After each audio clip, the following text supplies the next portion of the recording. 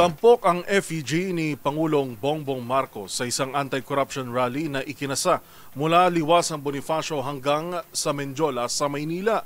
Ang pinakahuling detalye sa kilos protesta ihahatid live ni Boy Gonzales. Boy. Joel, isang malaking protesta effigy na ginawa mula sa operasyong papel at kahoy at iba pang mga materyales ang ipinarada sa protestang ginaganap ngayon sa ilalim ng temang baha sa Liwasang Bonifacio hanggang dito sa Menjola. Ayon kay Mom Palatino, Secretary General ng Bagong Alyansa Makabayan o Bayan, ipinapakita ng FPG si Pangulong Ferdinand Marcos Jr. bilang isang malaking daga sa imbunan na naipit sa isang bitag ng daga sa gisag ng kasikaman-umano, karumihan at bulok na sistemang politikal.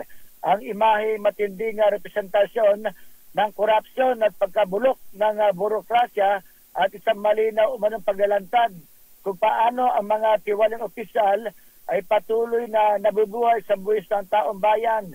Sumasagisag din niya ang FPG sa nabubulok na burokratikong kapitalismo at pamumunog sakim ng mga elitista na kumikita umano sa pagdurusa ng mga magsaka, manggagawa, maralitan lungsod at kanayunan at karaniwang mamamayan.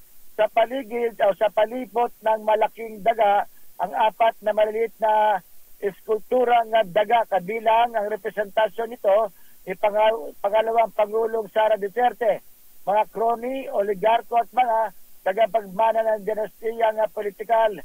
Ang protest sa FPG kasabay ng malawakang anti-corruption na protest karaban mula Liwasang Bonifacio hanggang dito sa Menjola na pinangunahan ng mga magsaka, kababayang magbubukid, pangingisda at katutubo, kabilang sa mga organisasyong nanguna sa pagkilos ng Kilusang Bayan kontra Kurakot, Bagong Alyansa Makabayan, Kilusang Magbubukid ng Pilipinas sa panguna ng kanilang si Danilo Ramos at iba pang kabataang organisasyon.